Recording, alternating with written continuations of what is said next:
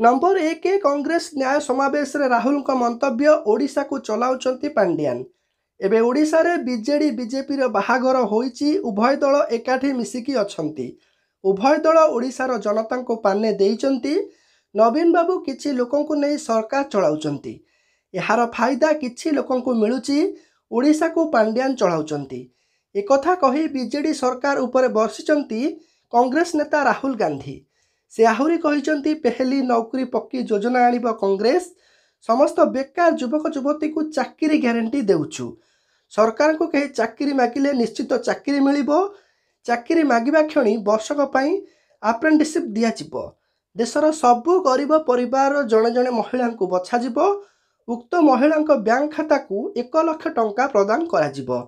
प्रति मासरे 8,500 टंका महिला खाता को जीव। नंबर 2 जलुची ओडिशा। आगामी 24 घंटा पाई 12टी जिला को रेड वार्निंग जारी। आज भी राज्यवासी को तातीरु निस्तार नहीं। आज पाई मयूरभंज, झारसुगुड़ा, सुंदरगढ़, केन्दुझर, ढेंकानाल, बौद्ध, बलांगीर, संबलपुर, नुआपड़ा, अनुगुल, जाजपुर और खोर्धा जिला को रेड वार्निंग जारी होईची। सेहीपरि कटक, जगतसिंहपुर, भद्रक, बालेश्वर, केन्द्रापड़ा, सोनपुर, मालकानगिरी, कलाहांडी, कंधमाल, गंजाम, गजपति, नयागढ़, नवरंगपुर, देवगढ़, बरगढ़ और रायगढ़ जिला को ऑरेंज वार्निंग जारी करा जायछि। यह सह कोरापुट और पुरी पाई येलो वार्निंग जारी होईछि। पाणीपाग केन्द्र सूचना अनुसार 30 तारीख पर्यंत असह्य ग्रीष्म प्रवाह अनुभूत हेबो। नंबर 3 मसलार कीटनाशक औषध मिश्रण अभियोग को खंडन कला एमडीएच। एमडीएच मसलार मारात्मक कैंसर रोग सृष्टि करुवा कीटनाशक औषध मिलवा खबर आसवा परे प्रथमे एहाकु हांगकांग और पर सिंगापुर रे बिक्री उपर प्रतिबंधक लगा जाइछि। यहाँ पर भारत सरकार एही मसलार नमूना संग्रह करी परीक्षण करने को निर्देश देइचंती। एही घटना को नहीं एमडीएच लोकों को आश्वासन देई कंपनी विरोध में होइतिबा समस्त अभियोग को खंडन करी कहिछि भय करिबार कोनोसी कारण नाही। कारण ए पर्यंत हांगकांग किंबा सिंगापुर खाद्य निरापत्ता नियंत्रक आनिथिबा अभियोगर कोनोसी गोटे भी प्रमाण नाही। नंबर 4 पाकिस्तानी बोट रु 600 कोटी ड्रग्स जबत। Narcotics control bureau of India एवं गुजरात एटीएस एक टीम रविवार एक मिलित ऑपरेशन करी विपुल परिमाण में ड्रग्स जबत करिसंती। एथिसह डंगारु 14 जन पाकिस्तानी नागरिक धरा पड़िचंती। समुद्र दे पाकिस्तान रो 600 कोटी टंकार ड्रग्स आसुथिबा बेले गुप्त सूचना आधार रे एहा उपर चढ़ाऊ करा जाइथिला। नंबर 5 ओडिशा रे राहुल गांधी का प्रतिश्रुति वर्षा। सरकार को आसिले मागणा बिजुली 500 टंकार गैस। आज सालेपुर कांग्रेस समावेश रे ओडिशावासी आगरे प्रतिश्रुतिर पहाड़ ठिया करिसंती राहुल गांधी। राज्य रे कांग्रेस सरकार आसिले लोके कौन सुविधा पाइबे से नहीं प्रतिश्रुति देइचंती। से कहिसंती कांग्रेस सरकार आसिले पहली नौकरी पक्की योजना आनिबो। समस्त बेकार युवक युवती को चाकरी ग्यारंटी देउछु। यह सह कांग्रेस सरकार को आसिले लोकों को 200 यूनिट मागणा बिजुली 500 टंकार गैस दिया जिवो। धान क्विंटाल 3000 टंका करा जिवो। महिला को 2000, युवकों को 3000, चाषी को 3000 टंका भत्ता मिलिबो। यह छड़ा देशर कोटी कोटी लोकों को लक्षपति बनाइबु। कोटी कोटी लोकों को खाता को देबु लक्षे टंका।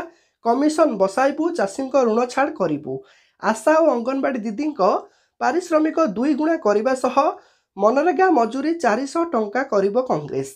आदिवासी को जंगल जल जमी हस्तांतर कराजिबो बोली राहुल प्रतिश्रुति देइचंती। नंबर 6 तीरंदाजी विश्वकप। दीपिका कुमारी जितिले रौप्य पदक। भारत जितिला रेकर्ड 5 स्वर्ण।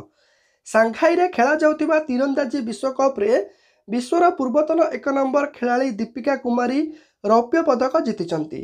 फाइनल मैच रे दक्षिण कोरियार तीरंदाज दीपिका कुमारी को परास्त करथिले। एने भारतीय क्रीड़ा प्राधिकरण पक्षरु सूचना दिया जाइछि। एही विश्वकप रे भारत 5टी स्वर्ण पदक समेत मोट 8टी पदक जीति इतिहास रचिछि। नंबर 7 जे धर्म बदलाइबा को चेष्टा करिबो ता मुंडो काटी दियो। बीजेपी नेतांक बयान। जे धर्म बदलाइबा को चेष्टा करिबो ता मुंडो काट कर। एभली किछि विवादीय बयान दे चर्चा को आसिचंती छत्तीसगढ़ दुर्ग जिलार विधायक राकेश सेन। तांकर एही बयान पई तांको सोशल मीडिया रे जोरदार ट्रोल करा जाउछि। निकटर एक कार्यक्रम रे जोग देई लोकन को संबोधित करथिले बीजेपी नेता राकेश सेना। एही समय रे हमर सनातन धर्मर सुरक्षा आमर हिंदुत्वर सुरक्षा पई जदि तुम जीवन को बलिदान देबा को पड़िबो ତେବେ ତୁମ ଜୀବନକୁ ବଳିଦାନ ଦିଅ ପଛେ କିନ୍ତୁ ଧର୍ମ ପରିବର୍ତ୍ତନ କରିବାକୁ ଦିଅ ନାହିଁ। ଦେଶରେ ଧର୍ମ ପରିବର୍ତ୍ତନ କରିବାକୁ ଚେଷ୍ଟା କରୁଥିବା ବ୍ୟକ୍ତିଙ୍କ ମୁଣ୍ଡ କାଟିଦିଅ ବୋଲି କହିଛନ୍ତି। ନମ୍ବର 8 ପୁରୀ ରେଳ ଷ୍ଟେସନରେ ଅଘଟଣ, ଭୁଶୁଡ଼ିଲା ନିର୍ମାଣାଧୀନ ଛାତ, ଏକାଧିକ ଶ୍ରମିକ ଗୁରୁତର। ପୁରୀ ରେଳ ଷ୍ଟେସନରେ ବଡ଼ ଧରଣର ଅଘଟଣ।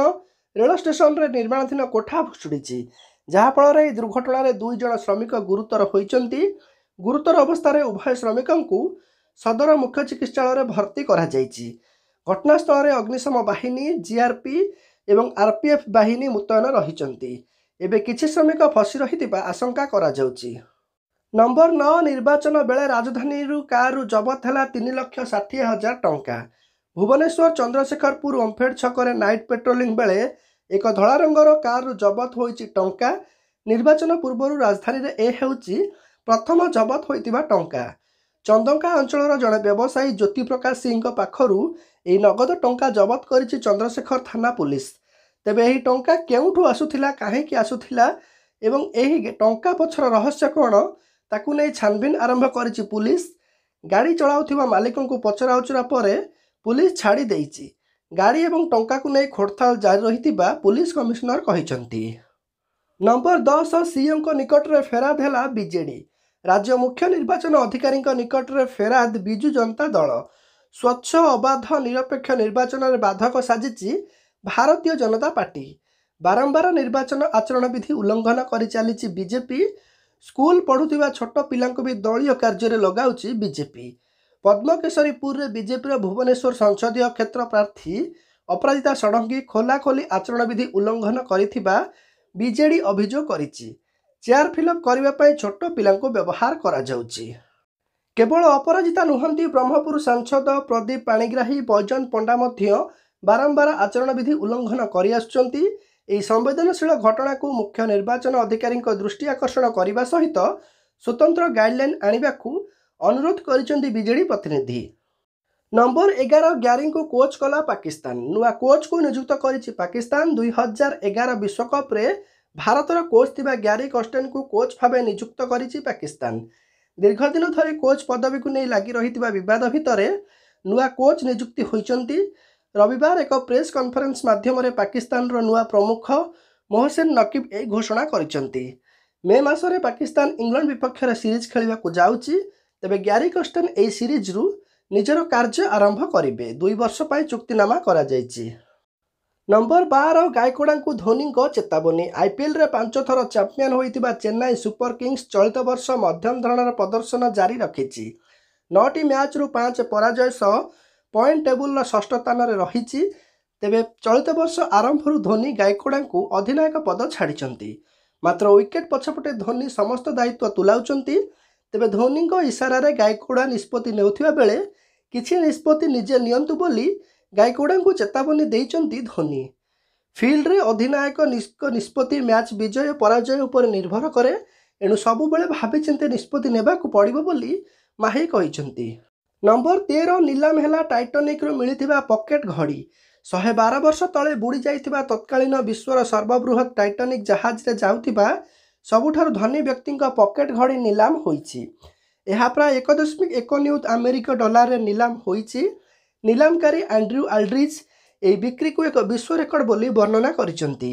ଟାଇଟାନିକ୍ରେ ଥିବା ସବୁଠାରୁ ଧନୀ ଯାତ୍ରୀଙ୍କ ଗୋଲ୍ଡ ପକେଟ୍ ଘଣ୍ଟା ଟାଇଟାନିକ୍ ଯାତ୍ରା ସହ ଜଡ଼ିତ ସବୁଠୁ ସ୍ମରଣୀୟ ଜିନିଷ ଥିଲା। ଏହାର ବିକ୍ରିର ଏକ ନୂଆ ରେକର୍ଡ ସୃଷ୍ଟି ହୋଇଛି।